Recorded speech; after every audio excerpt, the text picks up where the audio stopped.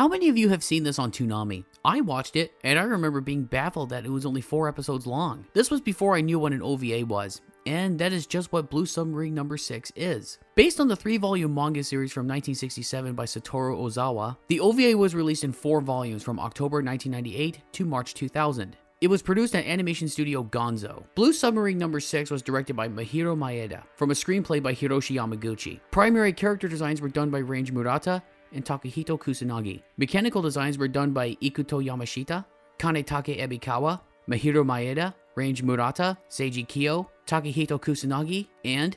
You guessed it, Frank Stallone. No, it's Shoji Kawamori. He shows up a lot in these things, doesn't he? The story takes place at an unspecified time in the future where the Earth is flooded and mankind faces extinction. Not just from rising water levels, lack of food, and lack of land to occupy, but also from genetic mutants, using their own submarines to attack the last remnants of mankind. All of this misery was caused by the mad scientist Zorndyke, who is bent on remaking the world. Why? Well, we'll get to that. To combat Zorndyke is the Blue Fleet, a multinational coalition of submarine forces armed to the teeth to wage war. Anyway, the story really begins with Mayumi Kino, who was sent on a mission to retrieve a freelance submariner named Tetsu Hayami. He was a great submarine pilot before he was drummed out of the force, and now spends his time smoking, listening to this OVA soundtrack by some group called The Thrill. I have no idea who they are, and just being an asshole. あなたのサブマリナーとしての腕がどうしても必要なんです。我々青はゾーンダイクに反撃します。明日ブルネイに立つ。新しい仕事だ。考え直してください。大切な作戦なんです。艦長のお知り合いなんでしょ？直々の命令なんです。今さら何持ち出したって無駄さ。何ができる？何か変わるのか？いいじゃないか。どうでも。That goes nowhere, but Zorndyke's forces show up to raise hell.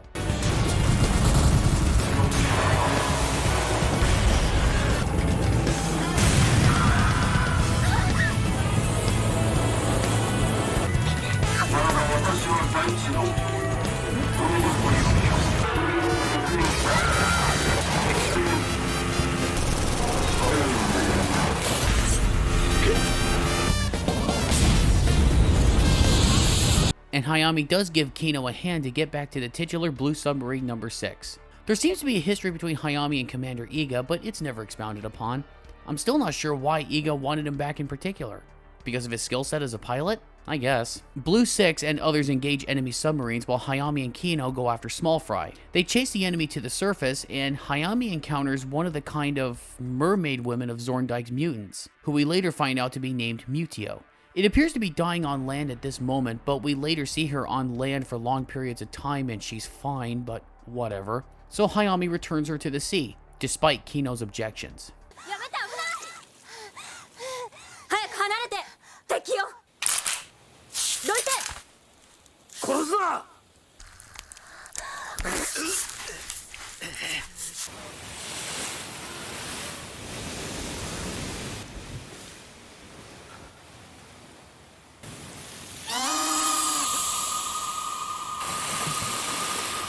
When we do see mutant society, it is appropriately strange and at times quite freaky.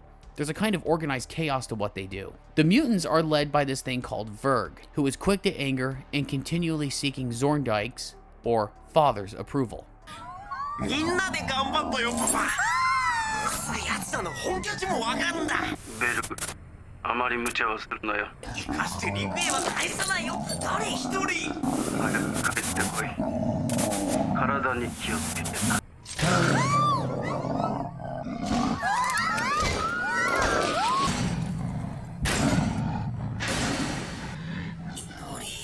祈りか。An aurora shines in the sky, and that signals that something has begun. And to find out what that is, Blue 6 goes back to a base called Blue Dome, not a very original name, but okay, to get a briefing. We learn that 2 years prior, Blue Fleet lost Antarctica base to the enemy, and without satellites, they can't really gauge what the enemy is doing, as the area is constantly surrounded by fog.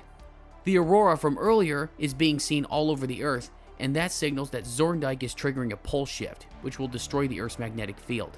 呪縛から解き放たれた知覚は勝手気ままに振る舞うだろう。さらなるポールシフト及びバンアレン隊は消失する。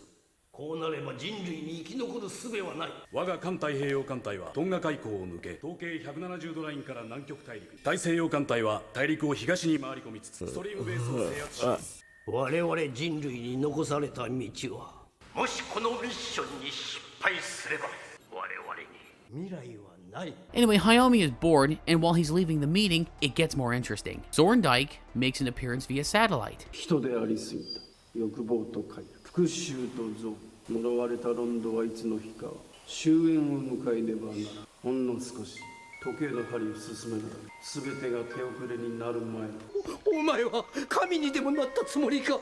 まさか私はそこまで傲慢ではない。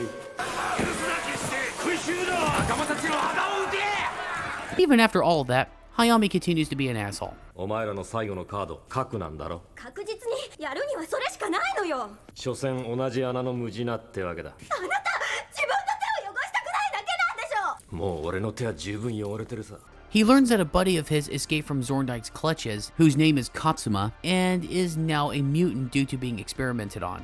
我が太平洋艦隊は彼の導きによってストリームベースへ進行する。急速に獣人化が進んでいる。君の身勝手が彼をあんな風にしたんだ。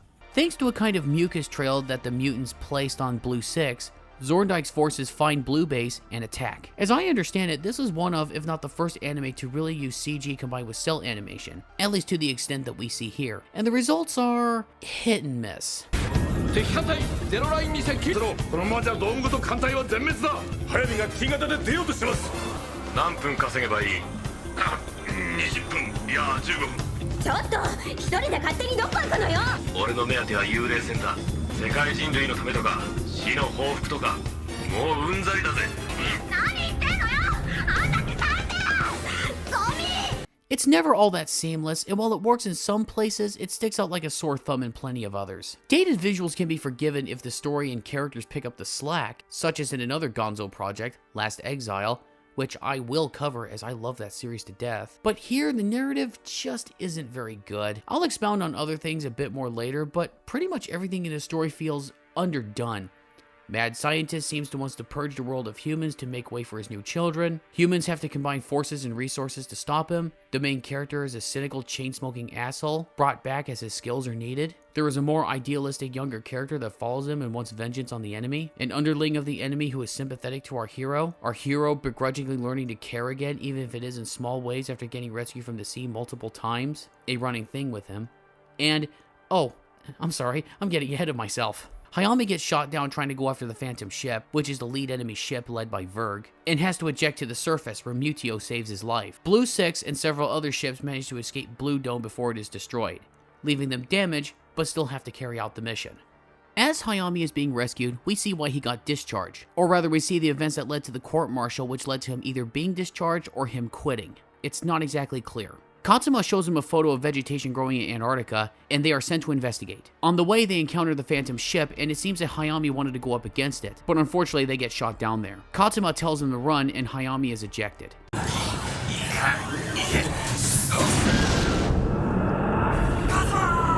また後でな、早見。俺が殺したんじゃない。I've got a question. Who on the human side is going to pick up Hayami there? Antarctica is enemy territory, so shouldn't he be captured as well? Whatever. Back on Blue 6, Kino wants to look for Hayami because... 個人の勝手な行動は許されるべきではない。違ってないと思うわ。なら、あんな男のことは忘れるべきです。喧嘩したままなのよ。生き延びても後味悪いじゃない。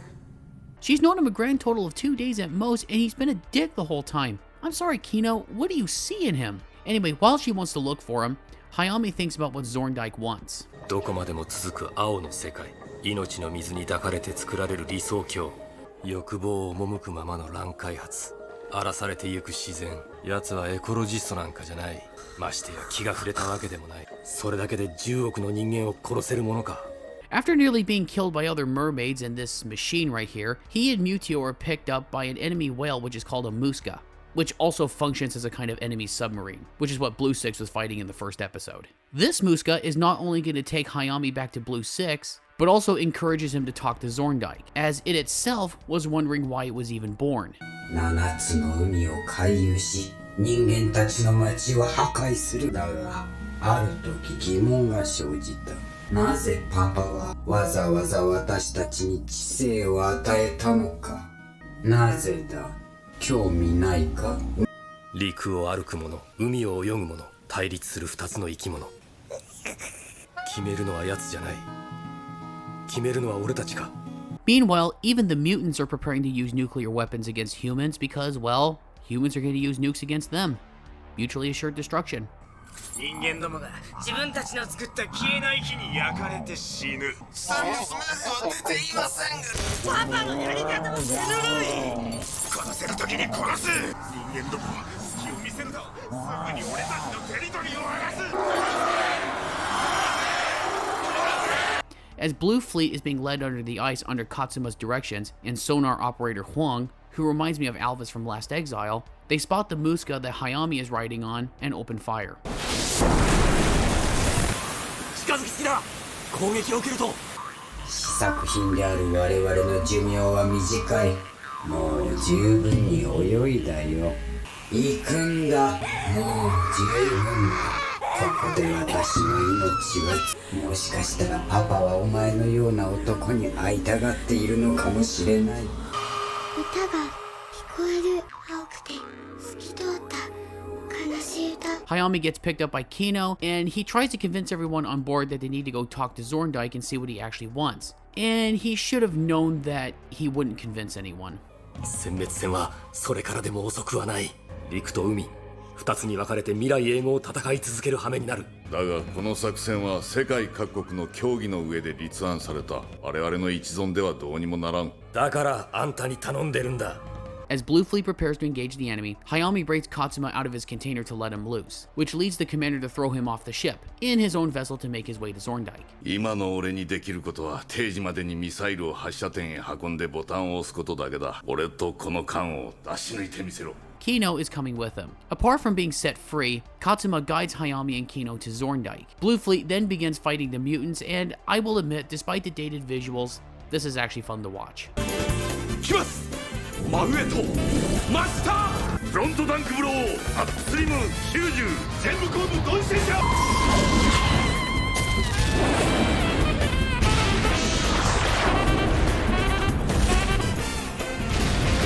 第2波来ます。オンガード展開。路上尺2000停。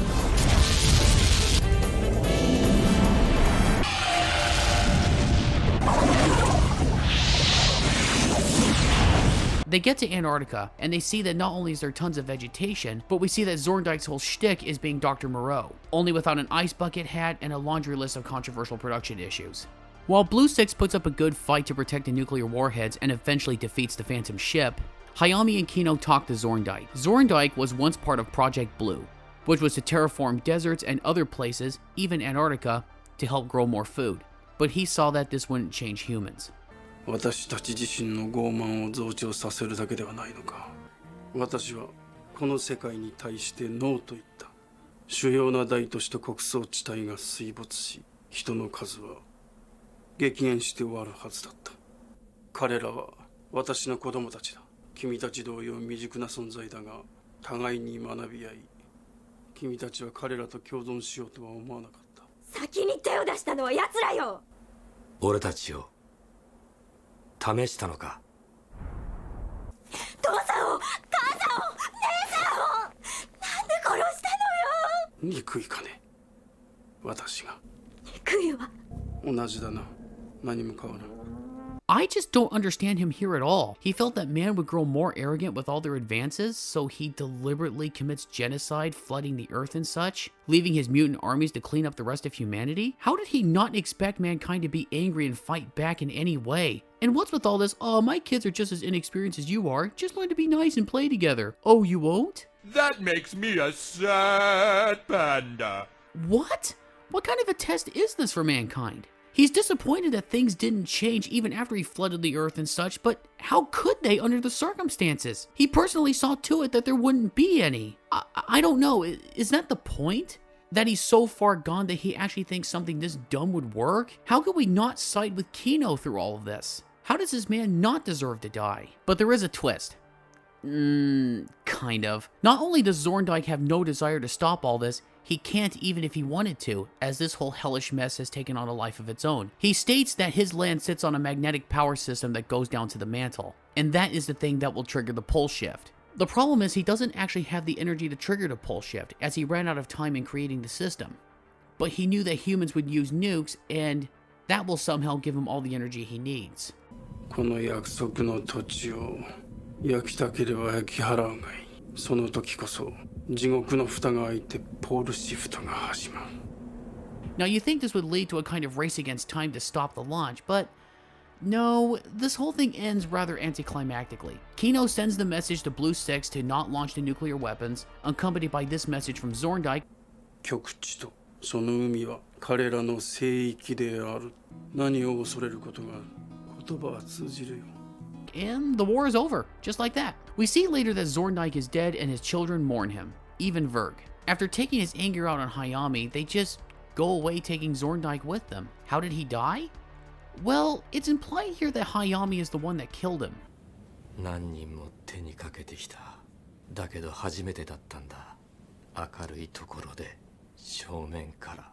This ending leaves me very cold. It's very abrupt and just feels like it leaves too much hanging in the air. Since there wasn't enough development of the story and characters on the whole to really bring this all to a proper conclusion, I'm just left to ponder at all the ideas that feel half-baked or not worked in at all. There's just a lot of questions that I have. Are there more mutants that feel the same way as Mutio and that Muska that Hayami took a ride on, or are they in a tiny minority? What is the new governmental structure that the humans have after the massive flood? What else led Hayami to be cynical at the beginning? And could there have been more to his turnaround later than just curiosity as to what Zorndyke wants? Could there have been more nuanced reasons for Zorndyke's horrid crimes? And what exactly were his reasons for creating his genetic mutants? I mean, that's a very serious question that the Muska has right here, and the story never answers it. Zorndyke never brings it up. Hayami never asks the question. That is so frustrating. I realize I'm not the first person to state this, but it just feels like there's 8 or more episodes of the story that got condensed to make this 4-episode OVA. I wouldn't be surprised if that were the case. I can go on, but the most I can say about Blue Submarine number 6 is that it's a curious piece of work. It isn't totally awful, the art style is appealing, and at times the action is exciting, and the series is well animated despite the dated CG.